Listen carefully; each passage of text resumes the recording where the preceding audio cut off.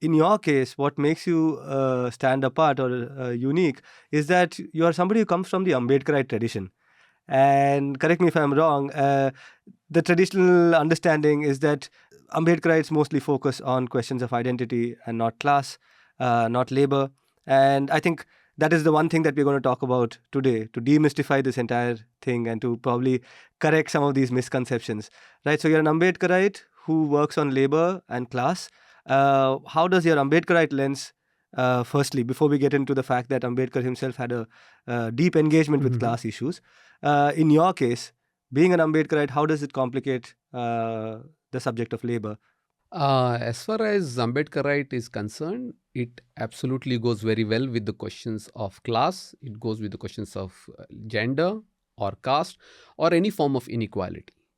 So being an Ambedkarite opens you up to all kinds of inequalities and what is these days known as fashionable term called intersectionality.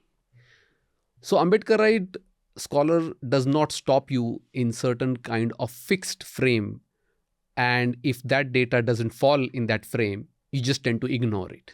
Okay. And that is Give me an example. So for example, let's when we talk about class, so when we are talking about class struggle, we will tend to downplay the factor of gender or race or for that matter caste in Indian system. Right. To see whether that actually is causing any trouble, because the entire focus is on how should the workers come together and throw the capitalist order. And why is that analysis important?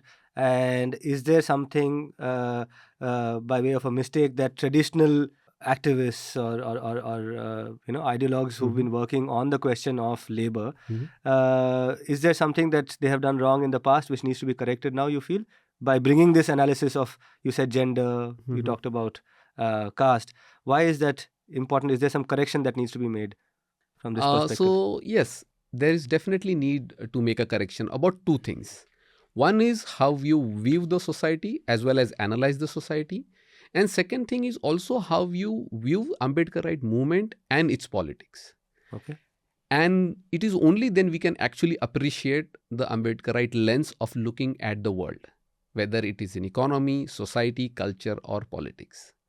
So to restate your point about Ambedkar and Ambedkarism, is that of course scholars have absolutely been in some way very ignorant about Ambedkarite movement. So much of the scholarship till 1970s or 80s or even till 1990s is based on the assumption that maybe it's Ambedkar and Dalits and therefore it has to do only with caste. But if you look at the historical perspective of any of the movement related to the anti-caste politics, they have actively engaged with the question of what within quote we understand as class. So for example, the question of farmers. Right. In fact, anti-caste movement actually has a long history of talking about the bonded labor, about the questions of agricultural laborers, and they are the ones who actually managed to bring together the industrial working class as well as the agricultural laborers together in 1930s.